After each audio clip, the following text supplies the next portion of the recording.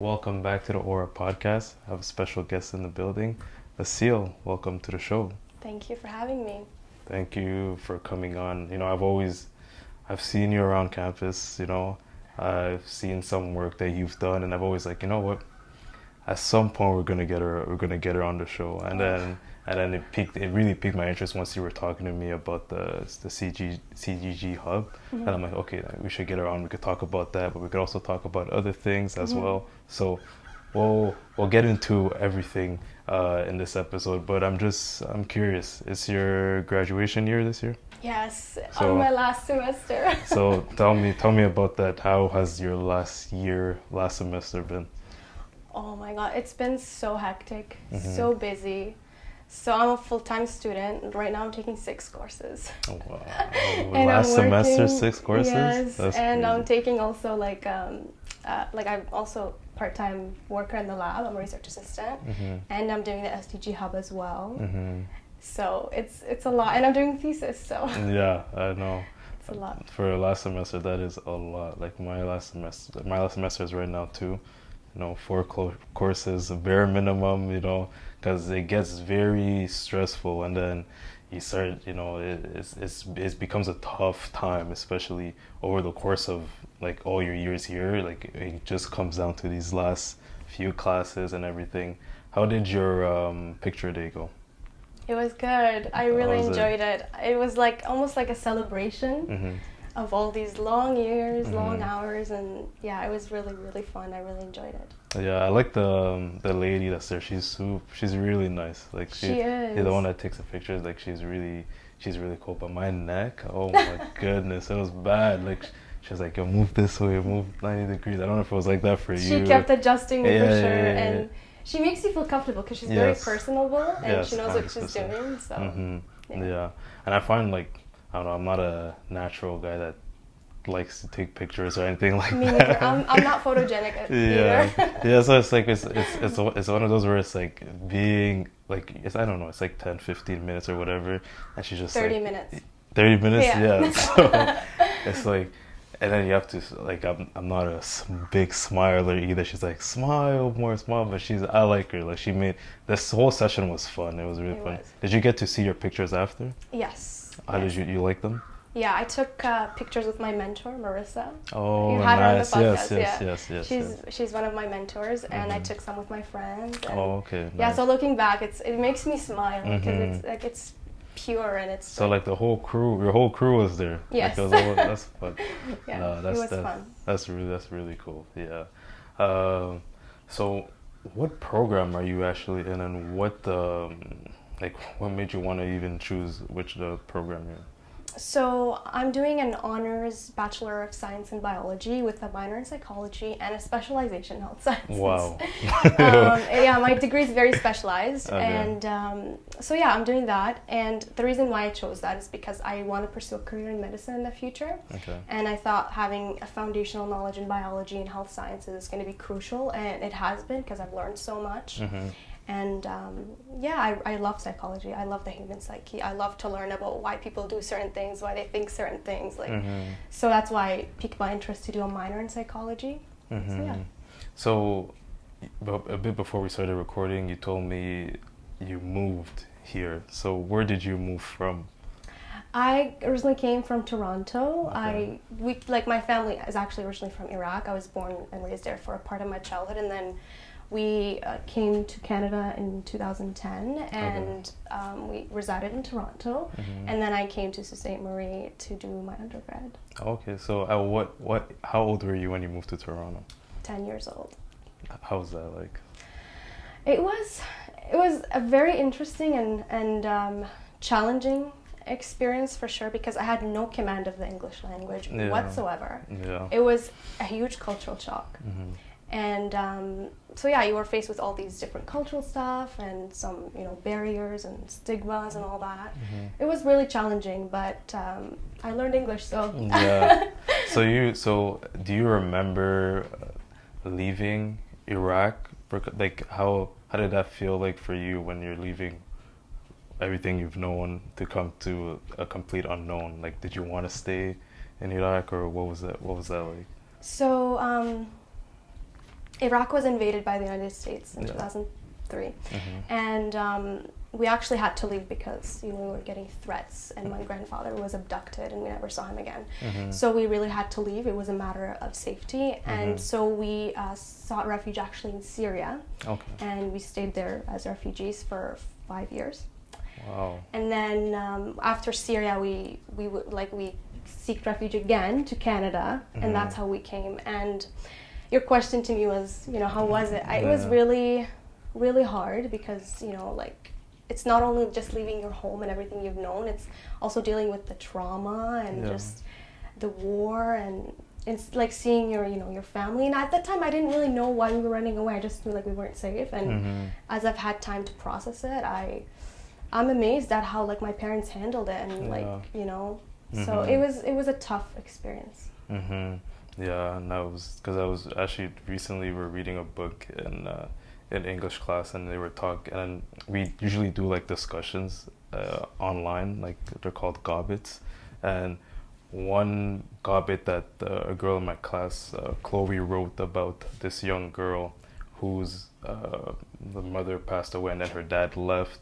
She talked about it's something about psychology. I don't know about psychology, but the main message in there was as a kid, you see things through kind of a certain perspective, and sometimes it takes a lifetime to understand those events that happened when you were young. So that was, I don't know, hearing what you're telling me right now, it kind of made me think about that, about how, I guess when you were a kid, all these things are happening and this is your reality, but you don't know why. And then now that you're older, more educated and everything, now you kind of understand. And I don't know, it's interesting to me how your perspective changes between the young self and your old self. I guess maybe also as your young self, it makes it easier to go through that, I would imagine, since you're not very conscious of everything happening. I don't know what's your thoughts on that, but just that, how when you're older you look back at it and you're like, wow, that was a very scary time or whatever. Yeah, so when we're kids, I learned that in psychology classes, we're like a sponge. We absorb everything, right? And it's really easy to attach those experiences to ourselves because we take those things really personally. We're viewing them through the child brain, right? So when you look back and you're like, sometimes we, hide things in our subconscious mind, and it's we don't deal with things, but certain things trigger us, or certain things, and as I grew older, I looked back at those experiences and I started to reflect and really see, you've been through a traumatic experience. There are reasons why you might feel, for example, scared when you hear certain gunshots or whatever. And as a child, you don't really process these things.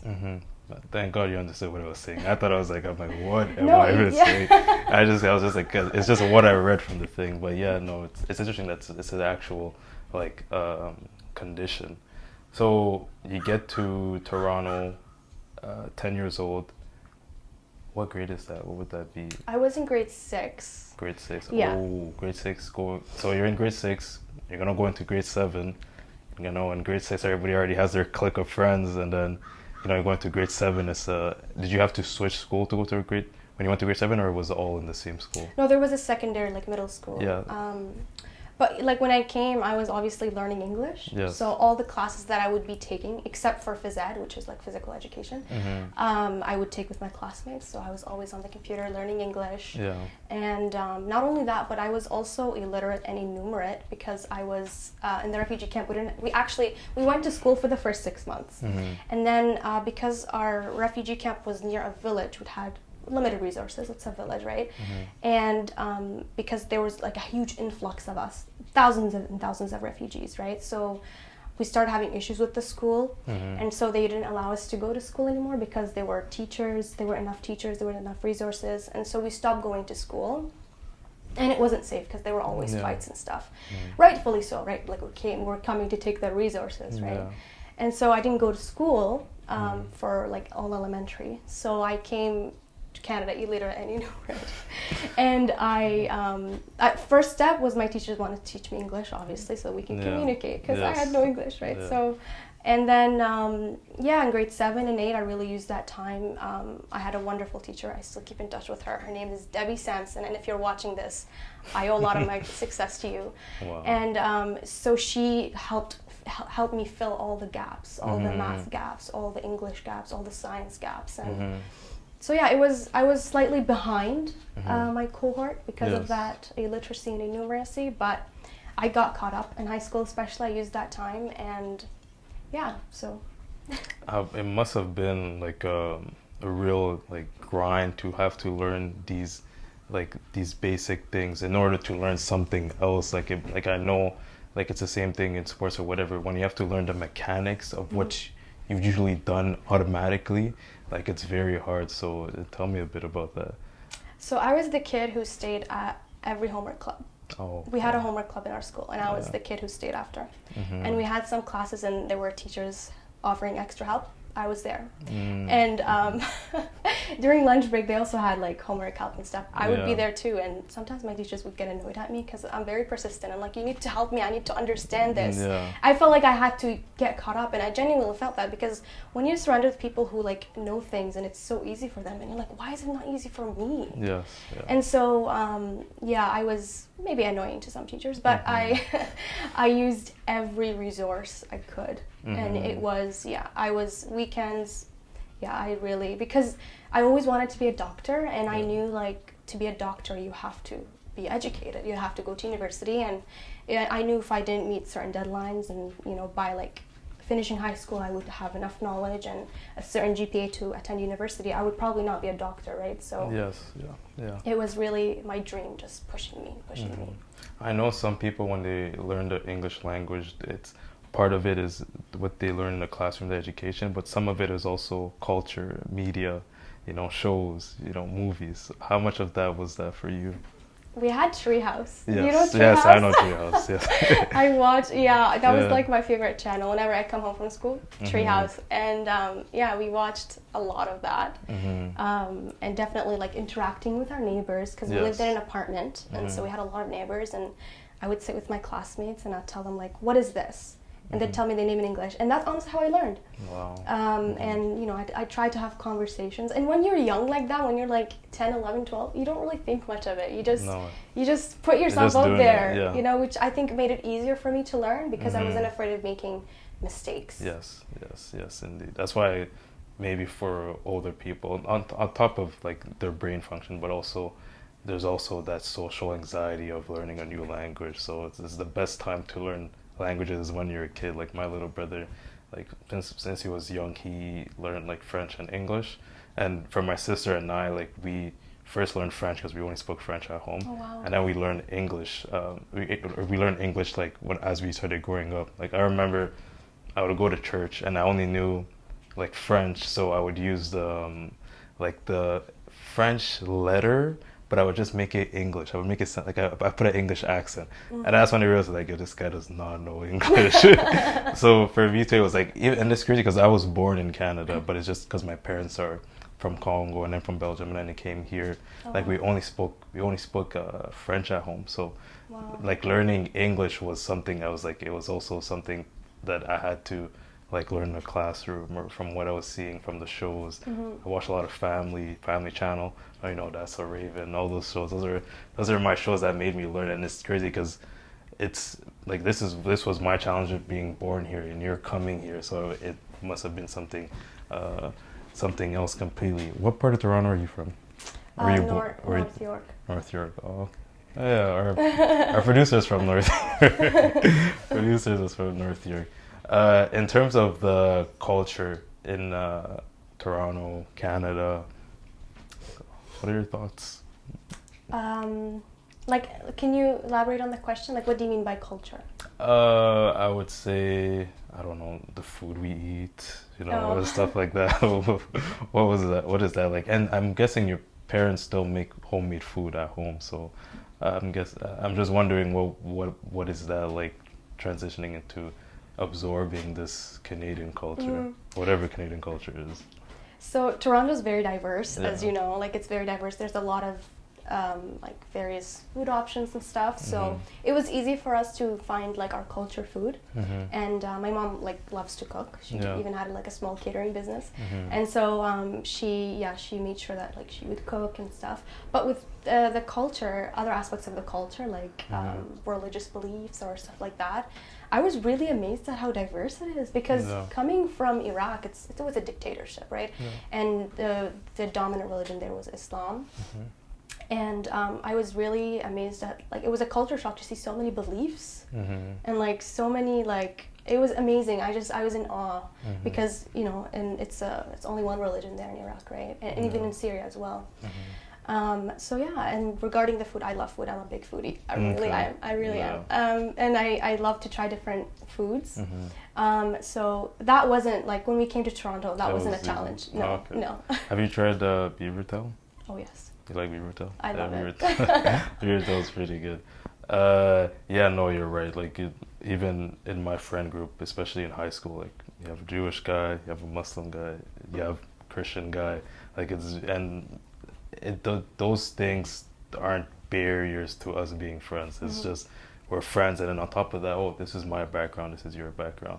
So I think that's what Toronto is very unique as opposed to other places in Ontario, per se, in Canada, which is much more of a monolith than other places. So yeah, you're definitely right in that. So when you made the decision to go to university, what was that process like? And ultimately, you chose Algoma University up in the North Sault Ste. Marie. I know you came to Canada at a young age, but the cold here is different than the cold in Toronto. I agree. I'm not made for this weather at all. So originally I wanted to stay where, like, I had family, because I have family in Waterloo, I have family in Oshawa, all over the GTA. So originally I went to actually Wilfrid Laurier, and I did my first year as a double major in biology and psychology. Okay. So then my parents left. They left for Dubai because you know, they wanted to go back home, and I was old enough to take care of myself. So in an effort to be independent financially and otherwise, and in an effort to seek an adventure, I said I would go to the north.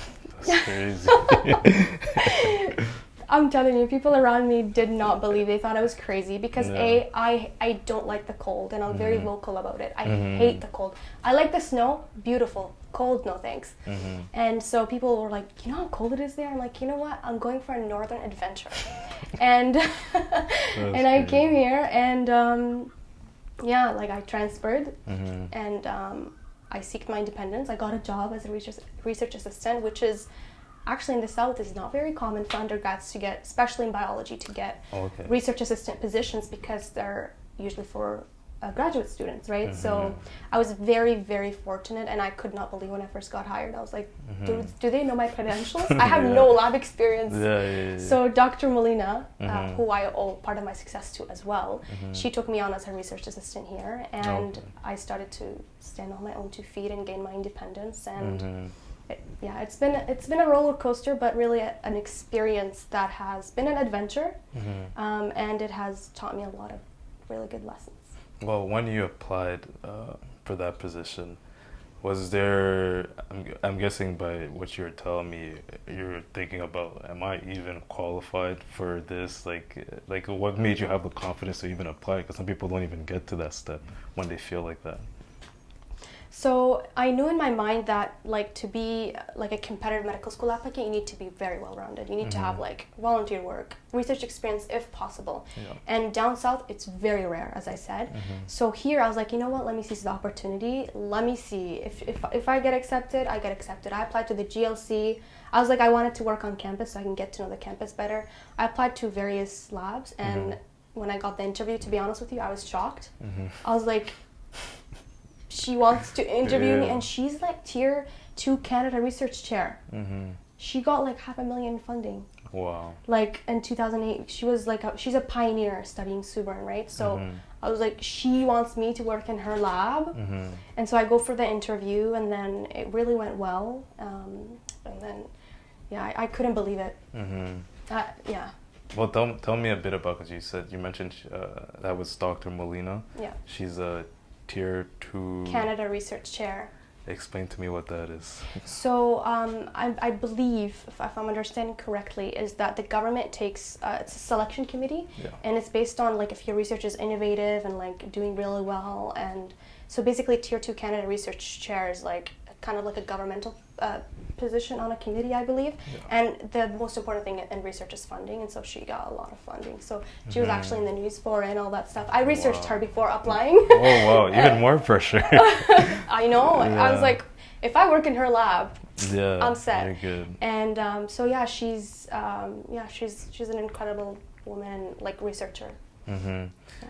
So on top of that, I believe that you also had a role within ASU at some point over Just your year. recently, like last year. Yes. Tell me a bit about that, and why did you decide to even get involved in ASU? On top, because you have a lot of classes and At all that these time, things. classes were online. Oh, perfect But, time. yes. Yeah. It's because I really wanted to get like union experience, because I was in high school, like I was on the student union, but it's not really like university union. So I was like, it will be a great learning opportunity. I will seek mentorship and maybe learn some interpersonal skills and like and leadership skills. And I thought it would be an opportunity to make a little bit of a difference where I can. Yes. And being on the board definitely has enabled me to do that. Even just sitting on board meetings, helping with like some admin stuff like interviews and stuff. So yeah, I decided to join because of the experience, and I really wanted to gain some skills. Yeah, and I find that just being in ASU, you get to learn more really about the student body that comes here. Like I feel sometimes if you're not as involved in these organizations that have to interact with different groups of people, then you miss all these little stories. And I even find for myself, I'm like, oh, I'm learning a lot more. So I was even talking to Marissa about this. She was telling me what she's learned from the international students that come here, the students from India and all those things. What would you say is one of the things that you learn, like especially working in ASU and just getting more involved in the university in general? Like, what have you learned about the student body that comes here? So, like, there's a huge population of international students here, and what I've learned is that I have friends, like a lot of them are international. Like the struggles, and I can imagine, because I was once a foreigner to this country, and it's like they're so brave to come here and just study, and just go like to a totally different country, totally different culture, and totally different language. And it's like, I admire them for that. And not only that, some of them also work their butts off to support their education. And it's like, 100%. Some of them don't have their mother and father to pay for their tuition, right? Some of them actually work to pay for it. And it's like, you know, I hear stories of people like, oh, I just paid my tuition, you know, I saved over the summer. I'm like, wow. Yeah, no, that's like, it's so incredible and inspirational, and it just puts things into perspective, because even though like I go through OSAP and I fund my own education, it's not as bad, because I don't have to worry about tuition term to term based on my job, right? And I think that's a privilege, and it's just really inspiring. And some of them have other, like, you know, other struggles, you know, such as dealing with racism or dealing with stigmatization around international students, especially here. And my experience has been really inspirational, and it gives you perspective on how privileged we are to be studying here. 100%. It's something I definitely concur with that too. Is because tuition for international students is also way higher than domestic students. It's a little more than double. Yeah, so you know, having friends that are international students, sometimes you're in awe of the fact that, you know, they, let's say, work at the GLC. Then, you know, they practice with the soccer team, and then they have their classes. And I always think about the fact, and sometimes we talk about it, about how their family is completely somewhere else. So a lot of the time, you know, we're going to Christmas break, we're all going back to Toronto or whatever, and then they're staying here because it's very expensive to go all the way back home, right?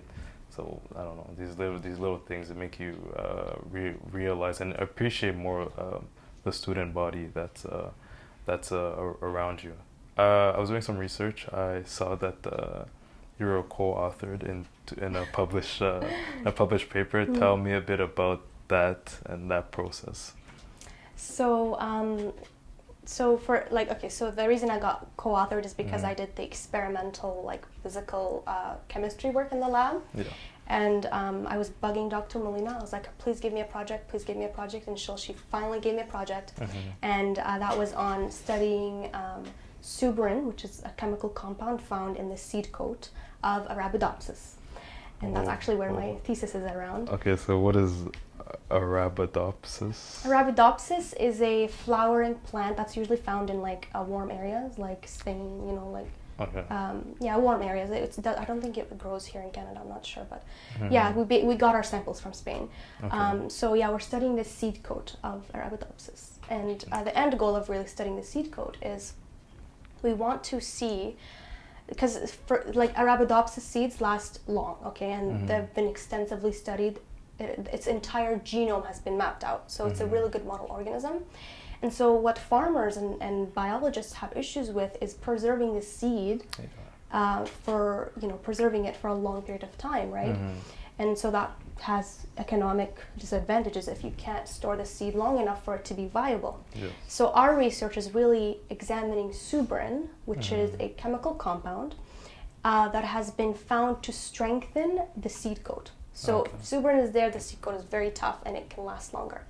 And so there were studies have been done that higher suberin content means that you have seed that lasts longer. Yeah. And so our studies have, previous studies that Dr. Molina has conducted, found exactly the location, how it's deposited, what kind of monomers are there.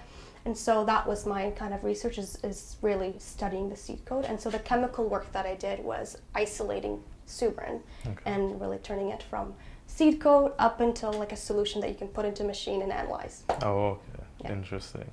So what was I'm guessing, is there, when you do these, by the way, I'm so uneducated on this, so pardon my question. So you start with a thesis, I'm guessing? So you mean for the project that I took? So you do... You mean for the co-authorship? Yes. So it's all good. No, it's all good. So basically, I work in the lab. I've been working there for over 2 years, and I work there all summers as well. And so that's how I got the opportunity to do the suberin analysis, which resulted in the co-authorship. Okay. And my thesis happens to be on suberin because I've been doing a lot of experiments on it. So. Yeah. Makes sense. So you're right now in the process of finishing off your thesis or doing your thesis. Tell me a bit, what has that been like, especially since you're in your last semester? So I could imagine it's a lot of stress. I've had friends that do their psychology thesis, they're running labs and all those things, and they look stressed. So tell me a bit about it. So as I said, I work in the summer as well. I've been working since I've been hired in 2019 every summer in the lab. So I took the opportunity last summer to do the chemical work in the lab. So I already got my data. So all I really have to do this year is really analyze, do the statistics, and do the writing, prepare presentations. So in that way, even though last summer wasn't so fun, it really paid off, because all that work over the summer, even though it was it was hectic, because I was doing my lab work in addition to my potential thesis. Yes.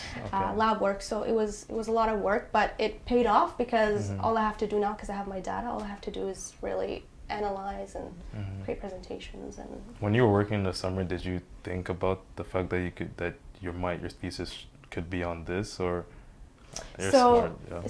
actually Dr. Molina said this might be your thesis project, and I was like, okay, well, I'm doing it anyway. So and then she confirmed at the end of the summer, like, you're going to be doing this for your thesis. Initially, actually, I wasn't sure I wanted to do a thesis. I was like, why would I want to do a thesis if I want to go into medicine? But then after consulting with my mentors and my professors, it's a good thing to have research experience. And so when I decided, I heard from Dr. Molina that whatever I did in the summer was going to be my thesis. So okay, wow, that's interesting. So let's talk a bit about the CDG Hub.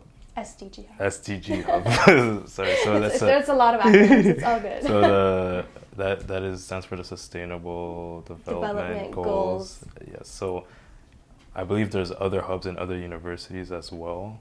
So tell me a bit about what that process was like, bringing the SGA hub here, and yeah, what is the goal of the hub? What do you guys want to do, especially this year, since it's your, I don't know if it's your first year. It's your first year of Yeah, it's having my it first year as a coordinator. as a coordinator, yeah. So tell me a bit, what is the goal, at least in this first year of operation? So you first asked me what brought it here. We actually owe it to Yahaya, who was the former, obviously everybody knows Yahaya, incredible person. So he really brought the SDG Hub here, and it was because of his leadership we were able to have this institutional partnership with SDSN, which stands for Sustainable Development Solutions Youth Network. It's a lot of acronyms. So so Yahaya helped bring it here. And after the institutional membership, they were looking for coordinators, and I was nominated by Enjung and Yahaya. And so there's an application process. So you have to select someone from the university who's willing to take that role, and then you have to go through an application process through SDSN, which is Sustainable Development Solutions Network. So I'm going to refer to it as SDSN from now on. I don't know how you know these acronyms like that. So we applied through SDSN. There's a whole application process, and there was an interview process, and then I heard back that I got selected as the coordinator. And then you have to go through like intensive training. It was like for a good solid month. And then was that online? Yes, it was all virtual. So we had a training, we had like to take this course about the SDGs and just the background of it all. And then we, I kind of started kicking off the hub in November. So I started talking to people about it whenever I see them, like, do you know the SDGs? And I started kind of recruiting people. I finally have a incredible executive team, very energetic, very passionate people. And so so it started off as me learning about it, exploring it, and we have a global team that supports the coordinators. Okay, nice. So we gained a lot of mentorship that way. And I started telling people about it, started an Instagram page, and then started building it until now we have an operating hub. Yes. So World Water Day, March 22nd, I believe. Yes. Tell me a bit about that, and what are you guys' plans for that day? I'm glad you mentioned that. Like, World Water Day is really important. So it's March 22nd. So it's a full day of events. It was led by Mina, who's a community activist, and Dr. Jody Rebeck. I'm not sure if you know her. Yes, I have her for one of my business classes. Yeah, so she's one of the leading people on it. So there are several events, and one of the events, 5:30 to 6:30 p.m., is the SDG Hub. So we're going to talk about the SDGs and World Water Day, and SDG 6 is water and sanitation. And so we're going to explore how the SDGs fit in with World Water Day, the significance of World Water Day, the significance of SDG 6, but most importantly, how do all these goals that we keep talking about interlink and support World Water Day, and why is water important? Like, why should we care?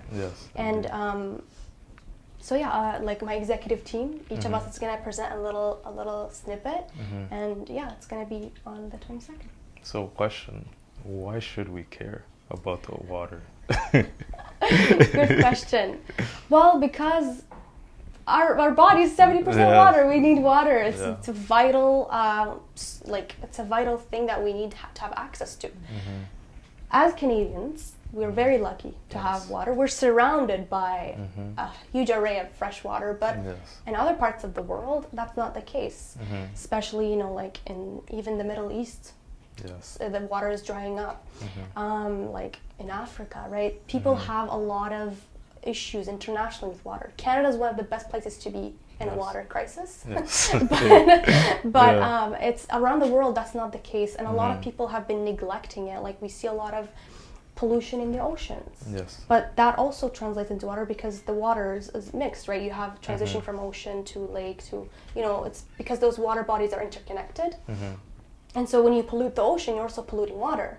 When you're polluting the ground, you're polluting groundwater. And ironically, the theme of this year is groundwater, making the invisible visible. So we're discussing groundwater, and it's really important because, you know, while we are privileged enough to have running tap water, there are people who are in refugee camps right now, who are in poor countries, who are in countries that may be geographically disadvantaged, who don't have access to the water, or they have a limited access. And in a few decades, they probably will have none, right? Yeah. And like in refugee camps, I'm a refugee, I lived in a refugee camp, and for the longest time we had this central place where you would get water, and so we would have to carry buckets to drink water. So people have to realize the privilege of having tap water come down just by turning, you know, so. Yeah, 100%. I think, especially in Toronto, one thing that comes to mind is I remember during the summertime, like places like Wasaga Beach, places in the beaches were littered because people, first of all, we're in a pandemic. I don't know why there's big jams on the beach, but there you have it. There are people having parties at the beach. And I remember the next morning, especially seeing it on the news, that beach was completely littered, and I'm seeing people in that community come and clean up. But I'm gonna assume, and I'm pretty sure I'm right, like it was a lot of young people, you know, around our age, and it seems like there's kind of a I don't know, a disconnect or an ignorance to when it comes to water and it comes to those things. So it's something I think it's going to be very important as well. There are, I believe, 17 goals, right? Yes. So I think one of the goals in there has to do with world peace and something like that. Especially what we're seeing around the world right now. I'm curious. This is more big picture because I don't know, it's just more big picture. But I want to know your thoughts in terms of the UN. Do you believe that there's some structural issues that inhibit the organization from actually being able to fulfill the goals it wants to fulfill when it comes to world peace or even the environment? Like, do you believe there needs to be some change to make the organization a bit more effective? Yes. So, like, there are a lot of international summits that occur, a lot of movements, and we have, so the SDG Hub is under, like, okay, so basically you have the UN, you have the Sustainable Development Goals, under that, the Sustainable Development Solutions Network, under that you have the Students Program, and under that you have SDG Hubs. So recently, relatively recently, after establishing the SDGs, they established SDG Hubs. Why? Because they wanted to mobilize people who are advocates of the SDGs in universities. They wanted to educate young people. And I think that's one of the best decisions they have made because we are the future of the world, right? However, with that being said, I don't feel like there's a lot of enforcement of laws and legislations that governments are doing in order to implement them. It's really kind of, you look at it like people honestly are fed up. They're like, oh, it's all talk. And I mean, I understand why people might say that, but it's like, it's up to us as young people to advocate for the SDGs and hold our governments accountable. And so even though it's not fair because we didn't create all these environmental problems, I think it's up to us to hold them accountable. And to answer your question, which relates to my response, is that the governments are not being held accountable. They're not being held accountable. You know, at the end of the day, I'm taking environmental ethics, and we have to write a final paper. And my final paper is exploring the private sector and how governments can enforce laws and legislations and make sure that they're actually enforced on the private sector because they make up a huge part of the economy, and the economy runs the world, like money runs the world, right?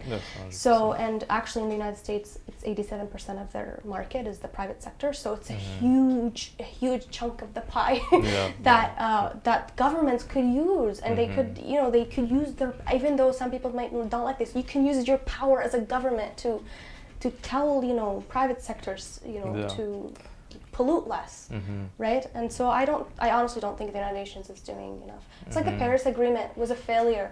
The Millennium Goals, failure. And I'm writing in my paper, I'm like, if we don't want the SDGs to be a failure, private sector is our opportunity, and that's basically what I'm arguing in my paper. I definitely agree. We were talking about it not too long, like last semester, and in one of my classes, and I think one main theme that came out of like, let's say, our solutions to the problem with the UN was like, first of all, people need to be more aware of the goals that these countries are setting, because these guys go there, talk for hours, and within their talk, like regular people aren't gonna be listening to the UN have their when they make their speeches or whatever. So how do you get regular people to know exactly what is being attempted, and because for every country there's some different goals that they have, but at least if people are at least aware of the promises, let's say, that a Justin Trudeau made, like at least then those people could mobilize if they see that those goals aren't being met, right? And we saw there was one of the issues that Jagmeet Singh brought a lot up during the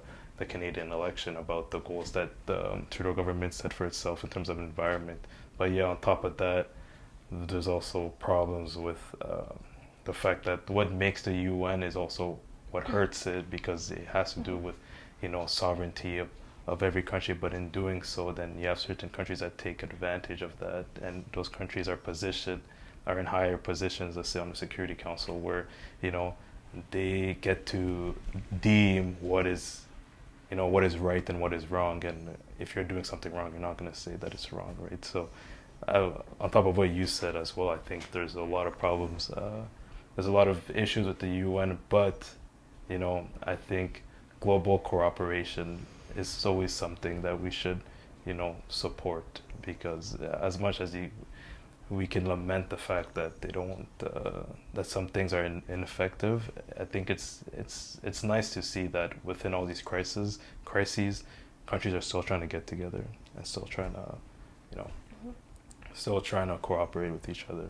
Yeah. So in terms of the hub, because it's going to be your last year, so you're going to leave it to somebody else, what do you hope it becomes once you're gone? So that's a really big question. I've been thinking about that recently, because the applications start in June, so I have to start thinking of my successor, which is sad, because it's like my baby, it's like and it's short-lived. You only got it for a year. Yeah, it is short-lived. So with regards to that, we have to select someone, and they have to go through the process as well. And what I hope to have is to really have a lot of student advocates about the SDGs. To build off your point before you ask me that question, and it relates to your second question, is to really create impactful change, you need to mobilize people who are educated and who advocate for it. And I think that's one of the best things that they did, is establish the students program. So that's my goal, is to really create real change. It starts with education. It starts with people knowing there are 17 goals that exist, and that we hope to achieve them by 2030, and it's 2022.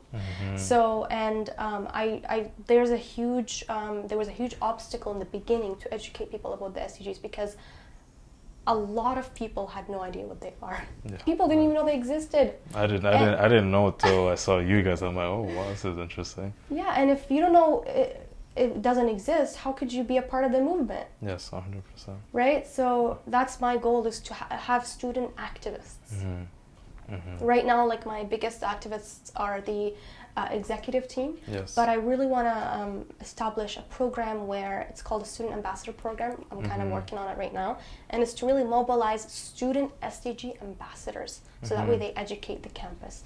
They educate people, about the SDGs, so that they can become activists. So that's what I hope, is to leave at least with that program established, so that the next generation of students can be mobilizers of the SDGs. No, 100%. And I like to ask two questions when we get to the end of the interview. So the first question I want to ask you is, if you, like you right now, Aseel right now, if you were to look back, or the younger self would look at you right now, back when you were in the refugee camps, or when you just got to Canada, you were learning the language and everything. If you were to look at yourself right now, what would your thoughts be? Or did you ever think you would be in the position that you are right now, coordinating these things and working on these very cool projects? That's a beautiful question. When I first kind of started saying that I want to go to university, I had a few people, including teachers, said that I couldn't go to university because I'm an ESL student. In grade 9, I was still an ESL student. Oh, yeah. And so looking back, if my younger self was to look back, she would have hoped deep down that I've always had that hope to go to university, but I don't think she'd be able to conceive it that she would be in university because so many obstacles and so many, even teachers would tell her that you might not be able to get accepted to university because of you're an ESL student, and going to academic from ESL is not easy. And they recommended I go to applied because there's applied and there's academic, right? And to get a university, you can't have applied. And I didn't want to be in applied. I wanted to be in STEM. Yeah. So it was. I don't think she would have been able to comprehend it, although she would have hoped deep down for it to happen.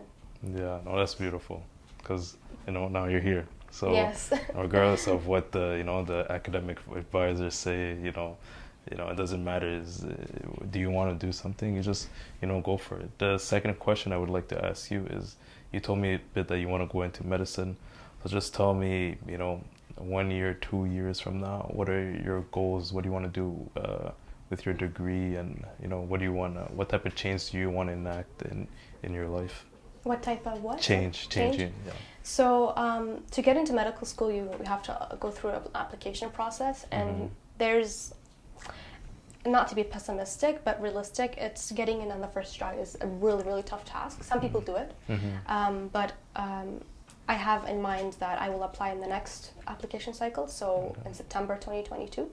If I don't get in, then, so during that year, I hope to do a master's, a master's degree, and if I don't get in the first cycle, I hope to maybe use my master's and my bachelor's to get work experience related to the field of STEM, to keep up my knowledge and to stay a competitive applicant.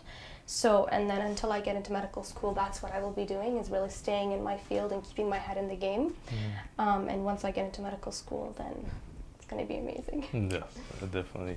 On that note, we'll leave it at that. Thank you for coming on. Thank you for having me. No problem. It's been really fun talking to you. Likewise.